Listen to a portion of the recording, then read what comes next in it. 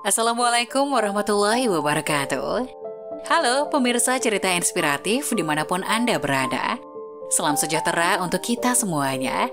Semoga kita semua dalam keadaan sehat dan tetap dalam lindungannya. Kembali lagi dengan kami di channel Cerita Inspiratif, di mana kita akan berbagi kisah-kisah inspiratif penuh makna untuk Anda simak.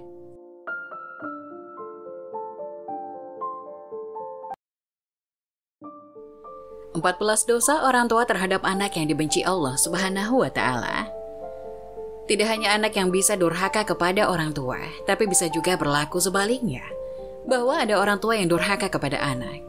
Jika melakukan perilaku yang termasuk dosa orang tua terhadap anak yang dibenci Allah Subhanahu wa Ta'ala, salah satu yang kadang tidak terasa adalah dengan menyia-nyiakan keberadaan anak yang sudah menjadi tanggung jawab bagi orang tua. Dalam sebuah hadis, Rasulullah SAW bersabda, "Cukuplah seseorang itu dikatakan berdosa karena ia telah menyia-nyiakan orang yang berada di bawah tanggung jawabnya." Hadis riwayat An-Nasa'i dan Al-Hakim. Menyia-nyiakan anak yang paling parah adalah membiarkannya begitu saja tanpa memberi pendidikan dan tidak mengajarkan adab Islam. Padahal menjadi orang tua yang baik tidak hanya dengan memberikan kebutuhan sandang dan pangan serta rumah saja. Tapi lebih dari itu, ada tanggung jawab moral yang besar untuk memberikan pendidikan yang layak. Dalam Islam, orang tua diberi tanggung jawab untuk membesarkan dan mendidik anaknya dengan baik. Sebab anak lahir dalam keadaan yang belum mengetahui apa-apa, dan tugas besar menanti orang tua untuk membimbing anak-anaknya dengan baik. Dalam Al-Quran, Allah Subhanahu wa Ta'ala berfirman, "Hai orang-orang yang beriman, peliharalah dirimu dan keluargamu dari api neraka yang bahan bakarnya adalah manusia dan batu." Penjaganya malaikat-malaikat yang kasar, yang keras, yang tidak mendurhakai Allah terhadap apa yang diperintahkannya kepada mereka, dan selalu mengerjakan apa yang diperintahkan. Quran Surat At-Tahrim ayat 6. Ayat ini menekankan bahwa pembinaan dan pendidikan anak merupakan tanggung jawab orang tua. Bahkan Rasulullah SAW memberi tanggung jawab pendidikan anak ini secara utuh kepada orang tua. Hal ini berdasar hadis dari Ibnu radhiyallahu anhu yang mengatakan bahwa Rasulullah SAW bersabda, "Setiap kalian adalah pemimpin dan akan dimintai pertanggungjawabannya atas kepemimpinannya." Seorang imam adalah pemimpin dan akan dimintai pertanggungjawabannya, dan demikian juga seorang pria adalah seorang pemimpin bagi keluarganya dan akan dimintai pertanggungjawaban atas kepemimpinannya. Hadis riwayat Bukhari. Hadis ini menunjukkan bahwa kelak orang tua akan diminta tanggung jawab atas anak-anaknya.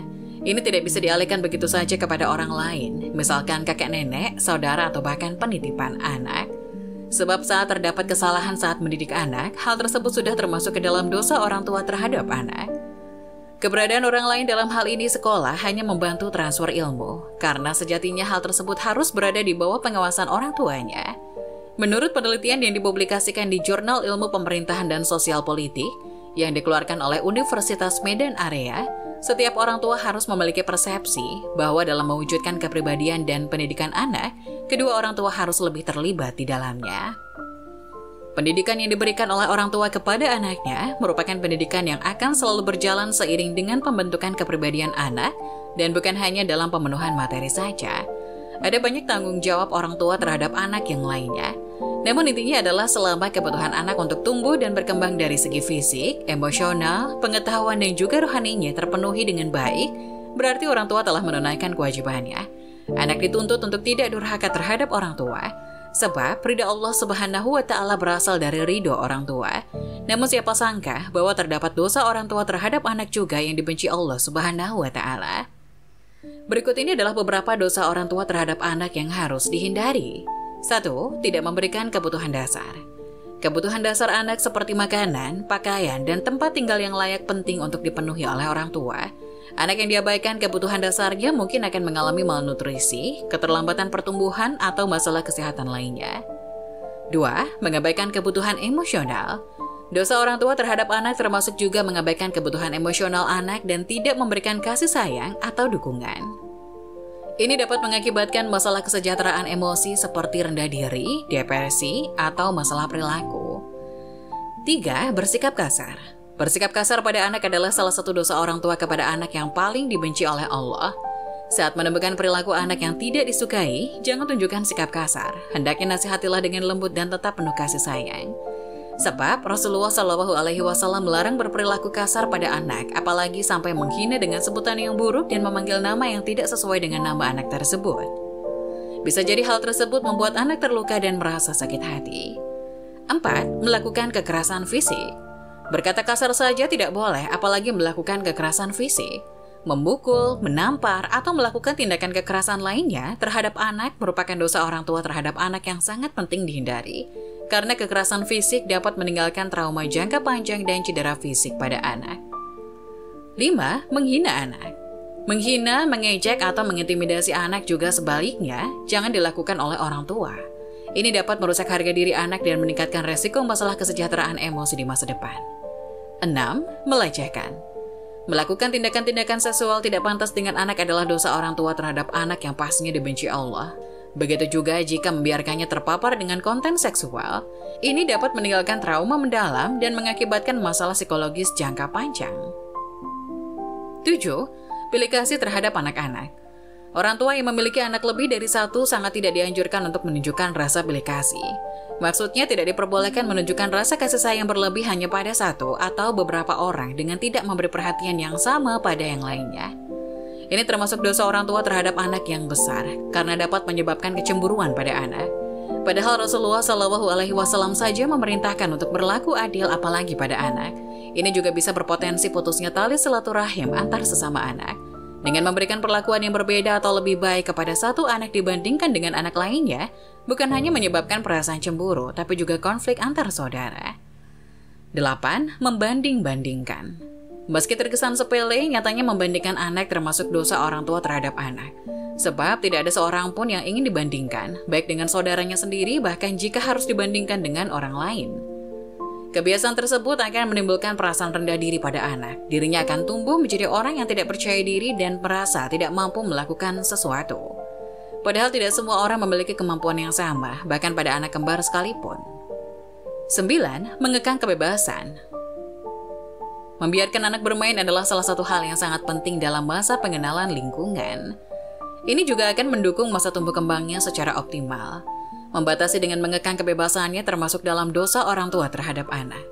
Kebebasan adalah hak setiap anak. Daripada dikekang, alangkah lebih baiknya untuk memberikan arahan, menunjukkan mana yang baik dan buruk, serta hal-hal yang diperbolehkan atau tidak.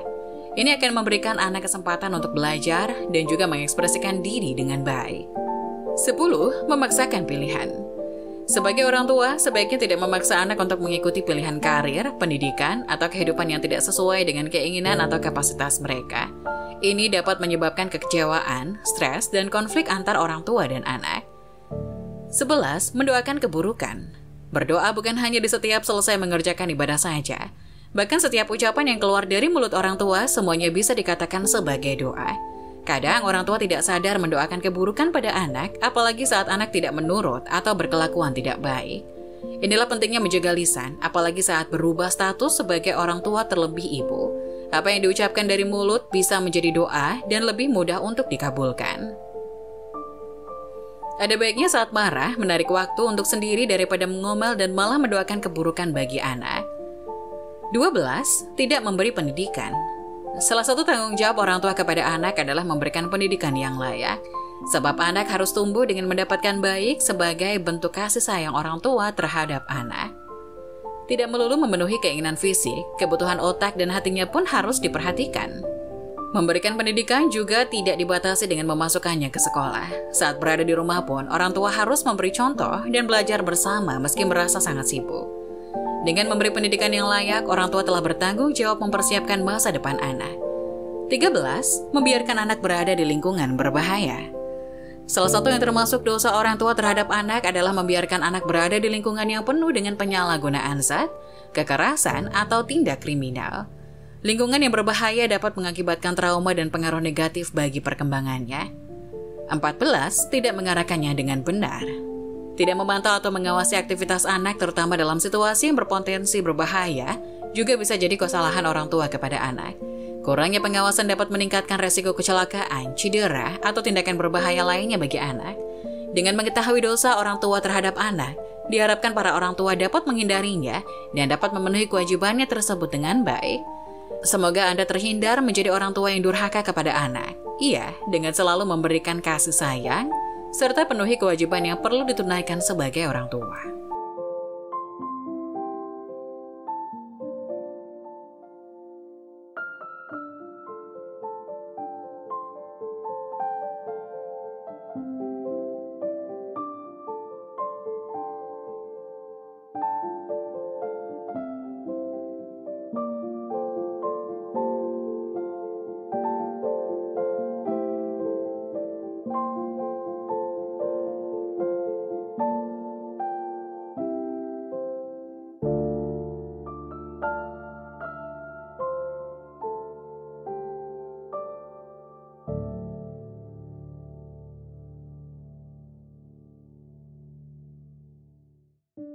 Nah, bagaimana menurut kalian?